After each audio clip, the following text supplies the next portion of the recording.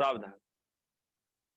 मोक्ष मार्गस्य नेतारं भेतारं कर्म भूभृतां ज्ञातारं विश्वतत्त्वानां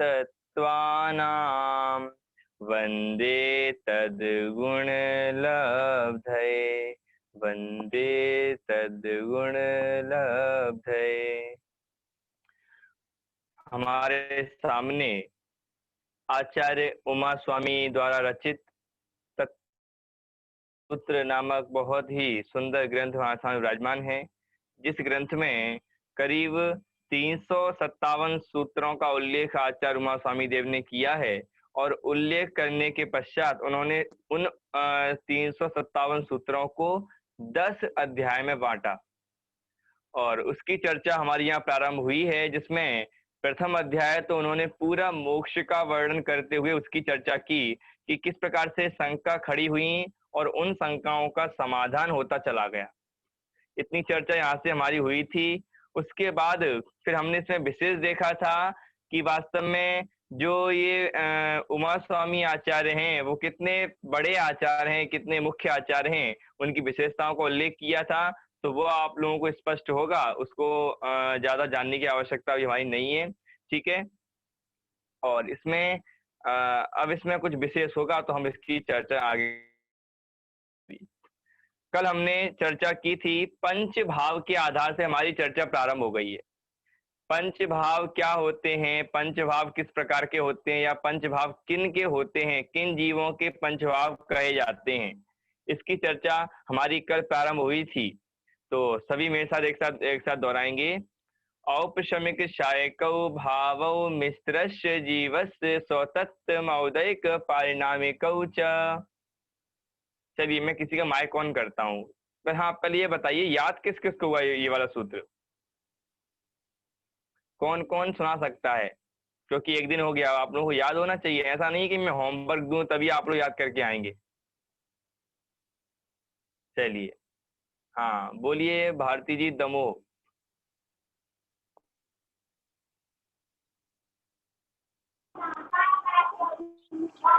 औपनिषायिकौ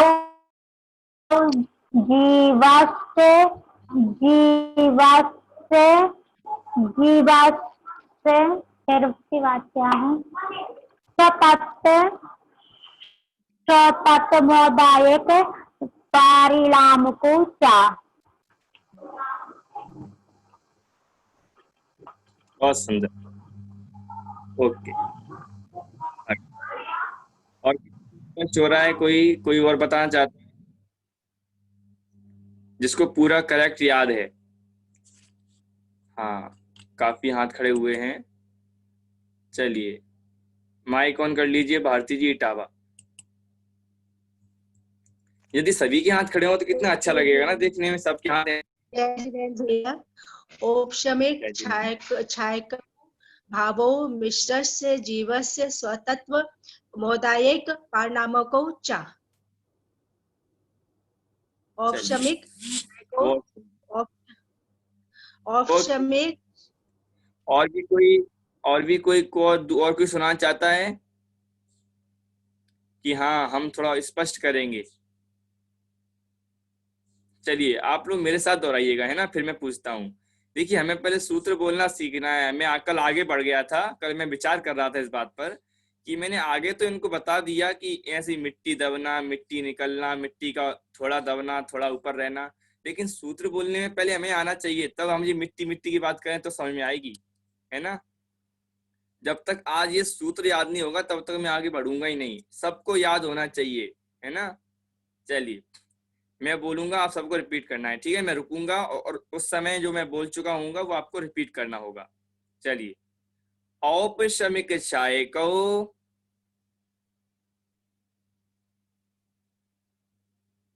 औपशमिक शायकौ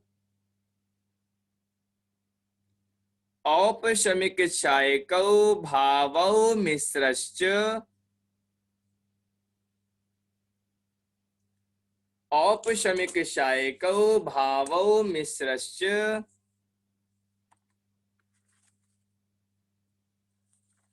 हाँ, इसी को फिर रिपीट करना है। औपशमिक शायकौ भावौ मिश्रश्च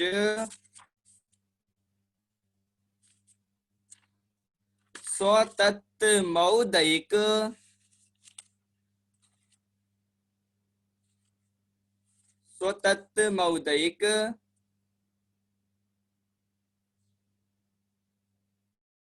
पारिणामिकौ च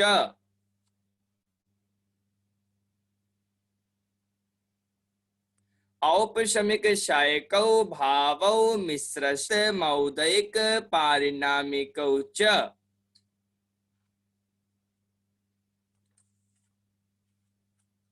हाँ, बताइए कौन कौन सुना सकता है? हाथ खड़ा करिए।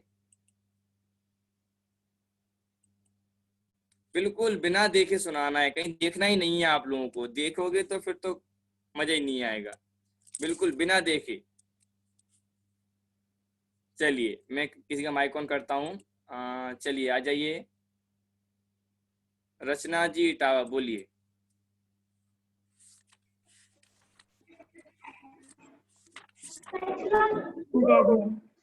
औपशमिक भावों औपशमिक भावों में औपशमिक छायको भावों मिश्र औपशमिक छाय। आप मुंडी ला देते तो मुझे लगता है गलत हो गया। औपशमिक छायको भावों मिश्रस्य जीवस्य स्वतत्व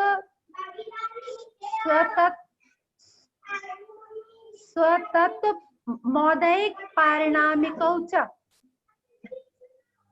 चलिए आ गया, बहुत बढ़िया। हाँ, और भी कोई कुछ करना चाहता है? हाँ, दर्शी जैन गाजियाबाद। हाँ बोलो, दर्शी जैन गाजियाबाद। औपशमिक छायकौ भावौ मिश्रश्च जीवस्य स्वतत्वमौदायिक परिणामकौ च। चलिए सही आ रहा है थोड़ा थोड़ा सभी लोगों का, लेकिन थोड़ा थोड़ा डिस्टर्ब भी हो रहा है कहीं ना कहीं। चलिए ओके, अब हम ज्यादा नहीं पूछते जाएगा। आप लोगों को याद करके आना है, ठीक है? कल मैं सभी लोगों से पूछूंगा कि आप लोगों ने क्या क्या याद किया इसमें, है ना? सभी लोग सुनाएंगे। क्लियर? कोमल जी आप रह गई, आप ऐसा मत सोचिए कि मैं आपको भूल गया हूँ। चलिए, औपशमिक शायकौ भावौ मिश्रस्य जीवस्य स्वतत्मौदयिक पारिणामिकौ च। देखिए ऐसे याद करिए, औपशमिक शायकौ भावौ मिश्रस्य जीवस्य स्वतत्मौदयिक पारिणामिकौ अंतिम में च। किस किस को याद हो सकता है? बिल्कुल करेक्ट, बहुत अच्छा सूत्र है। कितना अच्छे गा के बोलो। औपशमिक शायकौ भावौ मिश्रस्य जीवस्य स्वतत्मौदयिकौ च। सूत्र याद हो जाएगा तो समझ लीजिए पंच भाव आपने याद कर लिए, पंच भाव आपके अंदर उतर गए। सूत्र तो याद हो पहले, तब जो उतरेंगे पंच भाव। चलिए आगे बढ़ते हैं। कल हमारी इन्हीं पंच भावों के आधार से चर्चा हो रही थी। ये पांच भाव कौन कौन से होते हैं? औपशमिक, शायक, शायोपशमिक, औदयिक और पारिणामिक। ये पांच भावों की कल हमने चर्चा प्रारंभ की। ये पांच भाव जीव के कहे जाते हैं। ये पंच भाव जीव के भाव हैं। ये पुद्गल, धर्म, अधर्म, आकाश, काल, ये इनके भाव नहीं है। ये इन सभी द्रव्यों में से एकमात्र जीव के स्वभाव हैं, जीव के भाव हैं। पहली बात। इसके बाद फिर हमने इसमें आगे चर्चा प्रारंभ की थी कि ये जीव के असाधारण भाव हैं। ठीक? बोलिए भारती जी दमो, कुछ कहना चाहती हैं? जी भैया जी, मैं ये पूछ रही थी कि औपशमिक और सहायक भाव, इन दोनों को मिला के मिश्र भाव बनता है, तो इसको मिश्र भाव भी बोल सकते हैं सहायक और औपशमिक को? नहीं नहीं नहीं नहीं नहीं, नहीं अलग मैंने अलग है सारे भाव, ऐसा लगता है। नहीं, ये मित्र भाव इसमें तो दिया है सूत्र में, मित्र तो क्या इसको मित्र भाव, सूत्र में मित्र भाव भी दिया है जिसको अपन सहायक इसकी में बोल चर्चा रहे आगे, हैं। और मैं इसकी चर्चा हमारी आगे आएगी। अभी यदि विषय खुल जाएगा तो फिर आगे क्या मजा आएगा। जी ठीक है, हाँ चलिए देखिए, इसमें हमारी चर्चा हो रही थी कि ये जो पंच भाव हैं, ये पंच भाव जीव के हैं, माने ये केवल जीव में पाए जाते हैं, अन्य द्रव्यों में नहीं पाए जाते। आप लोग नहीं मानेंगे, बोलिए कोमल जी। नहीं भैया जी, मैं बस ये बोल रही थी, जो आपने जो दोहा बोला वो आप स्क्रीन पे शेयर कर दीजिए। मैं जिनवाड़ी नहीं छू सकती, तो कहीं मात्रा में या लिखने में मिस्टेक हो तो शुद्धता नहीं होगी ना, तो इसी चक्कर में। अच्छा अच्छा अच्छा, स्क्रीन चाहिए आप लोगों को? हाँ, तो दिख जाएगा ना, तो क्लियर से समझ में भी आएगा। ओके ओके, सब सुविधा अपने पास, नो टेंशन। 2 मिनट।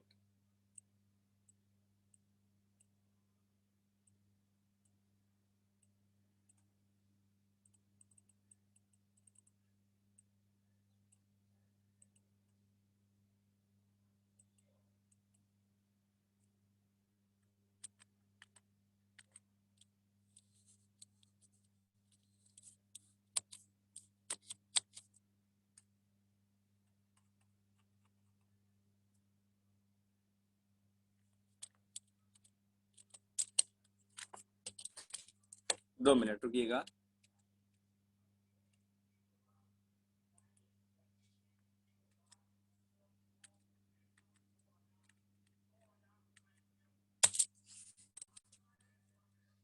चलिए, आ गया क्या? हाँ,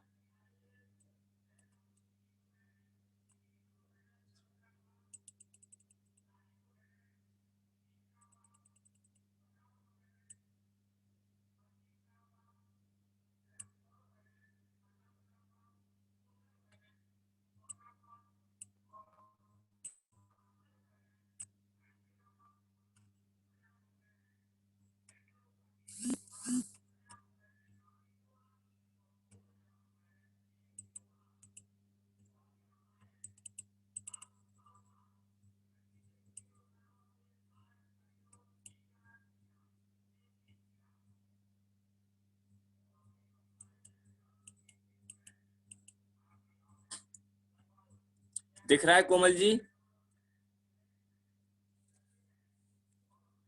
चलिए, अब आप लोग अपने अपने अपने ओर से ये आप लोग जूम कर सकते हैं ना उसको। अब यहाँ से इतना ही जूम हो रहा है।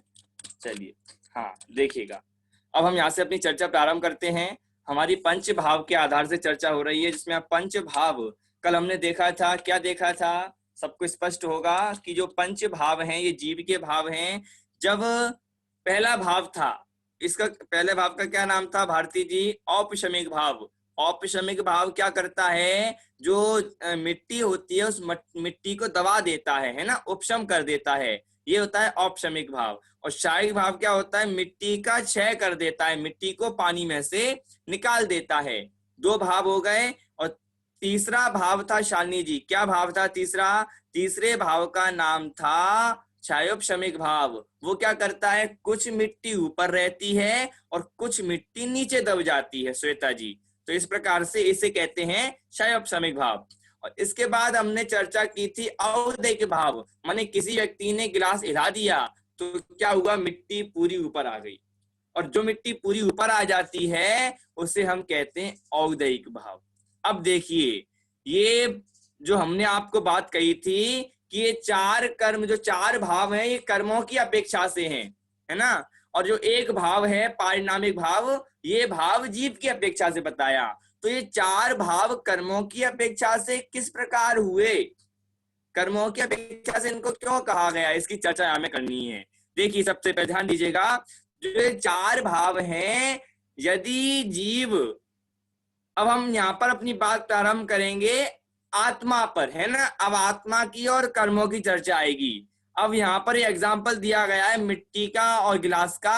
अब हमें इसको आत्मा पर घटित करना है। देखिए, सबसे पहले जीव है ना, जीव के अंदर जो कर्म आए है ना, वो कर्म जीव ने दबा लिए।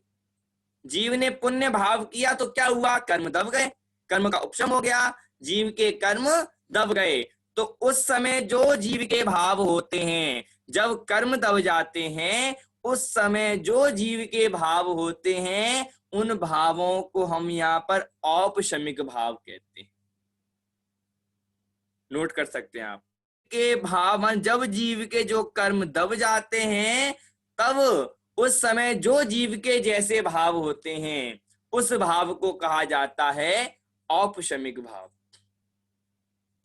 आपने बहुत राग किया, द्वेष किया, मोह किया, लेकिन अभी आपने अपने सारे कर्मों का अभाव नहीं कर पाया, तो क्या हुआ, आपने पुण्य भाव किए, शुभ भाव किए, तो आपके कर्म दब गए, माने आपके कर्मों का उपशम हो गया। आपके कर्म अभी खिरे नहीं है, अभी आपके कर्म आपके अंदर हैं और दबे हुए हैं, है ना। तो आपके अंदर जो कर्म दबे हुए हैं उसका नाम है उपशम, और उपशम से जो भाव प्रकट होता है उसे कहते हैं औपशमिक भाव। पहली बात। इसके बाद आगे देखा जाए तो फिर आता है शायिक भाव। हमें क्या लगता है कि शायिक भाव का अर्थ होता है कि सारे कर्मों का क्षय हो जाना, बिल्कुल सिद्ध गति प्राप्त हो जाना। ऐसा अर्थ नहीं है शायिक भाव का, ध्यान रखिएगा, क्योंकि ये भी भाव कर्म की अपेक्षा से है। आप लोगों ने सुना होगा, एक नई चीज आपके सामने लेकर आया हूं। दर्शन मोहिनी के उदय से क्या होता है, 3 टुकड़े होते हैं। कौन कौन से, मिथ्यात्व, सम्यक मिथ्यात्व और सम्यक प्रकृति। ये 3 जो टुकड़े होते हैं, इनका अभाव होना कहलाता है शायिक भाव। क्या कहा, जो ये दर्शन मोहिनी कर्म के उदय से जो 3 टुकड़े हुए, दर्शन मोहिनी कर्म का हमारा उदय हुआ और हमारे अंदर एक कर्म बंधे थे। कौन से कर्म, मिथ्यात्व, सम्यक मिथ्यात्व और सम्यक प्रकृति। इन 3 कर्मों का क्षय हो जाना, और लेकिन जो पीछे के जो कर्म पड़े हुए हैं वो कर्म अंदर रहते हैं। यदि सारे कर्म क्षय हो जाएंगे तो वितरागी हो जाएगा, और वितरागता धारण होती नहीं है शायिक भाव में। लेकिन उस समय जो दर्शन मोहिनी के कर्म हैं, अनंत जो मिथ्यात्व, सम्यक मिथ्यात्व, सम्यक प्रकृति, इन तीनों का अभाव हो जाता है, तब होता है शायिक भाव, है ना। लेकिन जो पहले के कर्म पड़े हुए हैं वो कर्म जीव के अभाव नहीं होते, उन जीवों का अभाव हो जाएगा तो जीव सिद्ध गति को प्राप्त हो जाएगा, जीव सिद्ध कहलाने लगेगा। ठीक है, इसलिए यहाँ शायिक भाव को लिया। और शायिक भाव के बाद फिर हमने इसमें चर्चा की छायोपशमिक भाव। छायोपशमिक भाव क्या कहलाता है, जब जीव के कुछ कर्म तो दब जाते हैं। क्या कहा, कुछ कर्मों का उपशम हुआ है, माने कुछ कर्म दबे हुए हैं और कुछ कर्म ऊपर हैं, उदय हो रहा है कुछ कर्मों का, तो इसे कहते हैं छायोपशमिक भाव। कुछ कर्मों का दबना, कुछ कर्मों का ऊपर रहना। कुछ कर्म इस जीव के अंदर दबे हुए हैं और कुछ इसके बाहर में दिख रहे हैं, तो ये कहलाता है छायोपशमिक भाव। माने जब क्षयोपशम होता है, हम कहते हैं ना हमारा तो क्षयोपशम ज्ञान है, माने जो ज्ञान है वो तो थोड़ा थोड़ा आ रहा है। क्यों, क्योंकि क्षयोपशम के कारण वो ज्ञान दब गया। जो हमारा विशिष्ट ज्ञान था, जो हमें केवल ज्ञान प्राप्त करने की शक्ति थी, वो क्षयोपशम के कारण दब गई, है ना। इसीलिए यहाँ पर हम कहते हैं ना, सुमन जी बोल रही थी कि हम पे तो क्षयोपशम ज्ञान है, हम क्या कर सकते हैं। ये क्या होता है क्षयोपशम ज्ञान, ये कौन सा ज्ञान कहलाता है कि जब जो जीव जैसे भाव, हम में तो सिद्ध पर्याय प्रकट करने की योग्यता है, भारती जी टावा, हम में सिद्ध पर्याय प्रकट करने की योग्यता है, ये सबको पता है, लेकिन अभी प्रकट नहीं हो पा रही है। क्यों नहीं हो पा रही है, छायोपशमिक भाव लगा हुआ है, छायोपशम हो रहा है हमारा, इसलिए जो हमारी सिद्ध पर्याय बनने की शक्ति है वो शक्ति उपशम हो गई है, दब गई है, कुछ दब गई है, और जो कुछ है वो बाहर में दिख रहा है। जिससे हम धर्म में लगे हुए हैं, इसे कहते हैं छायोपशमिक भाव। छयोपशम के होने पर जो भाव प्रकट होता है उसे कहा जाता है छायोपशमिक भाव।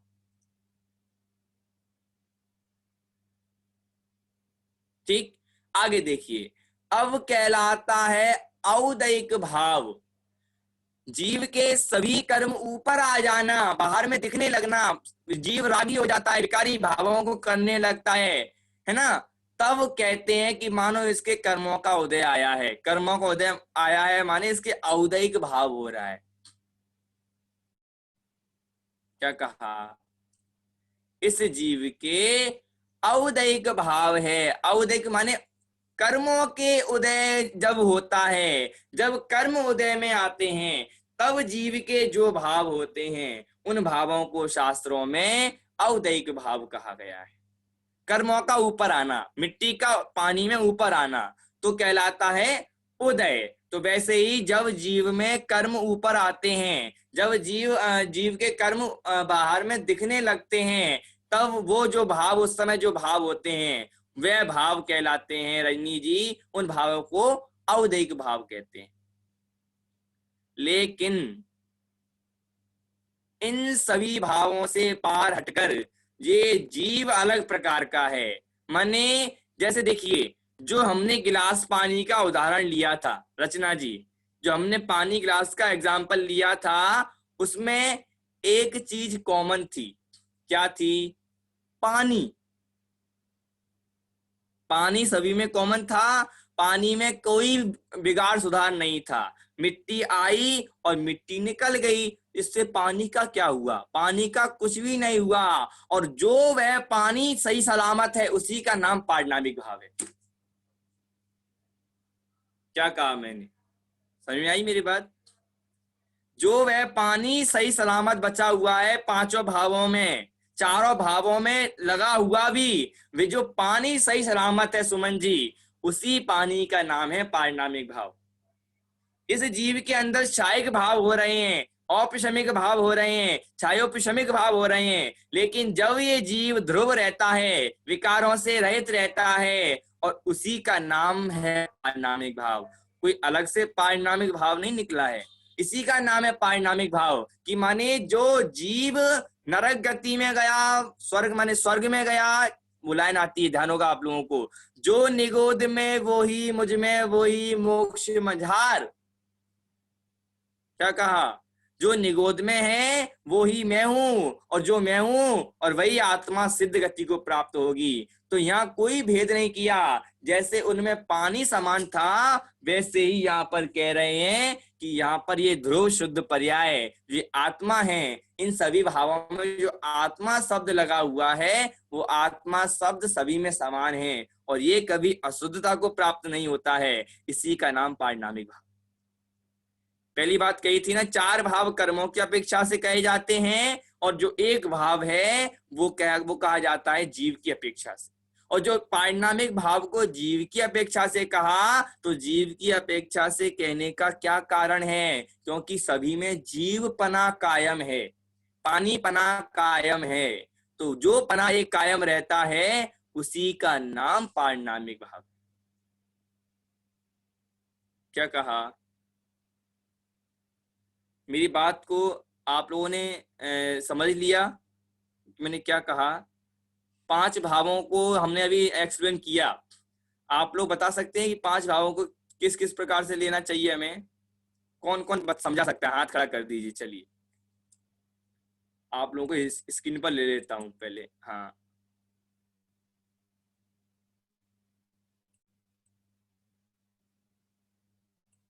चलिए। ओहो, बहुत बढ़िया। हाँ, चलिए, क्या नाम है? पूनम जी भिंड, बोलिए। मम्मी बोलेंगी भैया जी। उपशम, ओके ओके, बहुत बढ़िया। छयोपशम, औमोदिक, छायक और पारिणामिक। इनको घटित करके बता। जब जीव के कर्म दब जाते हैं, जब जीव के जैसे भाव होते हैं वो औपसौमिक भाव होते हैं। दर्शन मोहिनी कर्म के उदय से जो कर्म बंधते हैं तो उनके टुकड़े मतलब टुकड़े हो जाते हैं, 3 टुकड़े हो जाते हैं, मिथ्यात, सम्यक मिथ्यात और सम्यक प्रवृत्ति। और औदायिक भाव होते हैं कर्मों का उदय होना, और पारिणामिक भाव होते हैं ध्रुव शुद्ध पर्याय, मतलब आप।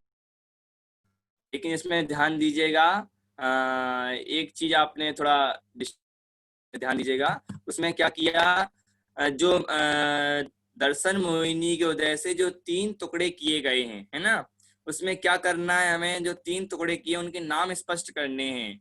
मिथ्यात्व पहला, है ना, आपने क्या बोला था, मिथ्यात्व सम्यक, ऐसा नहीं है, है मिथ्यात्व, दूसरा सम्यक मिथ्यात्व, है ना, और तीसरा है सम्यक प्रकृति।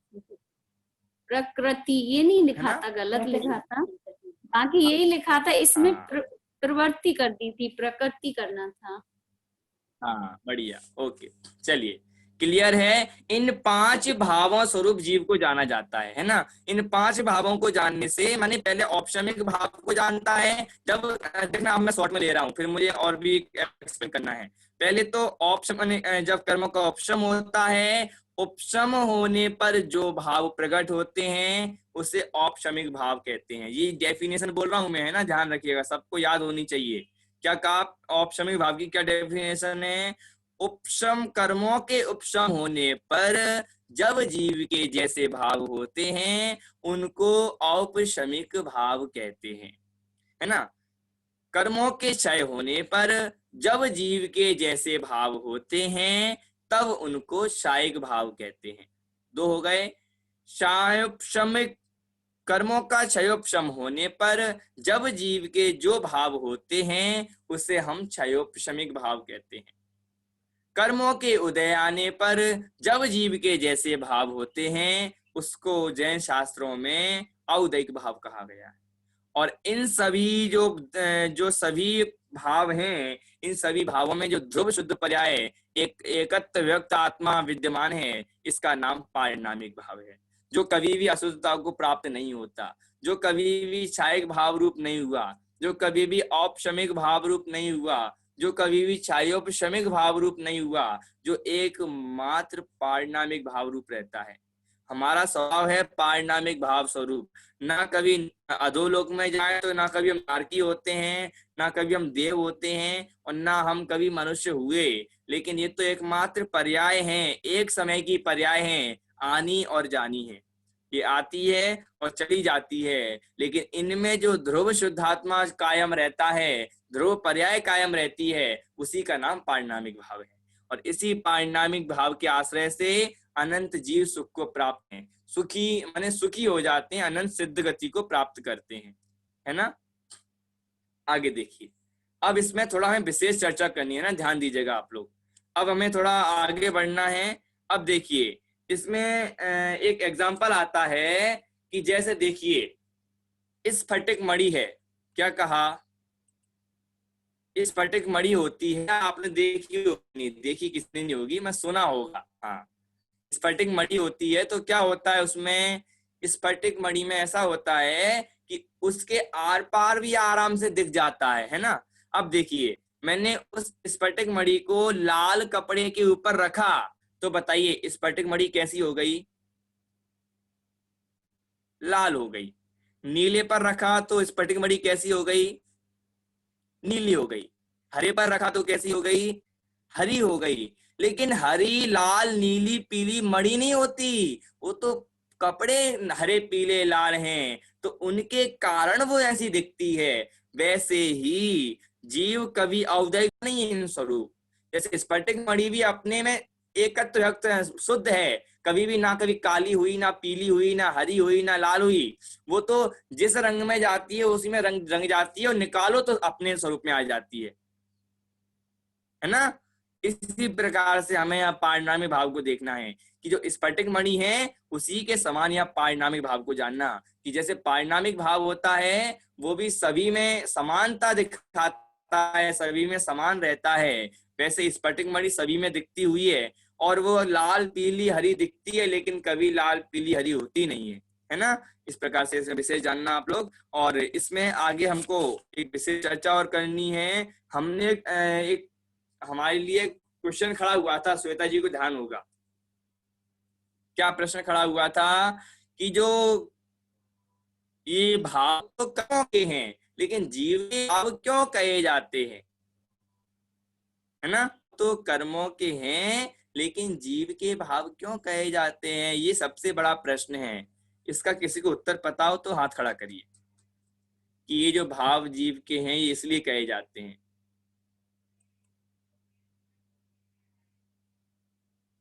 किसी को ख्याल में आ रहा हो कि ये जो भाव हैं जीव के, ये कर्मों के भाव जीव के भी कहे जाते हैं, किस अपेक्षा से कहे जाते हैं, किसी को ख्याल में आ रहा है? रचना जी आपको पता है? ओके,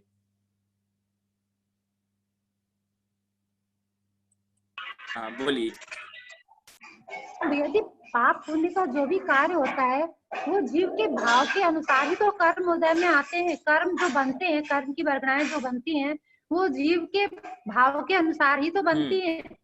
तो कर्म और जीव के भाव अलग अलग कैसे हो सकते हैं? चलिए, आप बहुत पास हैं, लेकिन एक शब्द में उत्तर भी, इसका उत्तर तो हमें आ गया, रचना जी के द्वारा उत्तर आ गया, लेकिन अब इसका जो एक शब्द में उत्तर है वो उत्तर हमें चाहिए। किसी को ख्याल में आ रहा है? रचना जी का जिन्होंने आंसर सुना होगा उसके ख्याल में उत्तर आ गया होगा। चलिए भारती जी इटावा को भी सुन लेते हैं। हाँ बोलिए भारती जी इटावा।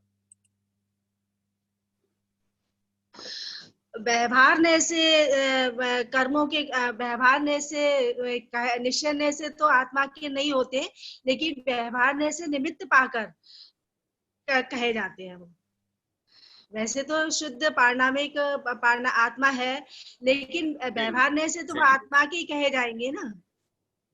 कुछ कुछ आया है। हाँ बोलिए नीरू जी। भैया जो द्रव्य कर्म होते हैं, द्रव्य कर्मों का निमित्त पाकर जीव जो भाव करता है उसी को, वही तो जीव उसका ही निमित्त पाकर तो करता है। द्रव्य कर्म का निमित्त पाकर जीव जो। चलिए कुछ कुछ आ गया, बहुत बढ़िया। चलिए मैं सभी के भाव सुन लिए, आप लोग क्या क्या कहना चाहते हैं। रचना जी ने कुछ कहा, आपने कुछ कहा और नीरू जी का कुछ और आया। चलिए अब यदि इन सभी को मैं जोड़कर उत्तर दूं, अच्छा पूनम जी भिंड भी कहना चाहती हैं कुछ। हाँ बोलिए पूनम जी। ये जीव के भाव नहीं है, जीव के औदिक भाव है। मम्मी बोल रही है ये जीव के औदायिक भाव है। नहीं सुन लिया, उनकी भी आवाज आ रही है।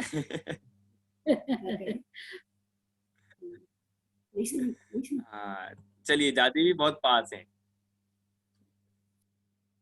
चलिए अब मैं पूनम जी को भी जोड़ लेता हूँ साथ में, मैंने दादी को भी जोड़ लेता हूँ, और इनका यदि एक साथ उत्तर आएगा तो यह उत्तर आएगा। कोई और है बताने के लिए कि यदि हम उत्तर लीक कर दें? चलिए अब कोई नहीं लग रहा है मुझे, कोई नहीं बताएगा। चलिए इसका साधारण से उत्तर देखेंगे तो जो एक जीव है, जीव के साथ कर्म रहते हैं, है ना। ध्यान दीजिएगा, आप कहेंगे अरे ये तो मुझे पता था। जीव के साथ जो कर्म रहते हैं वो एक क्षेत्र अवगाह संबंध से रहते हैं।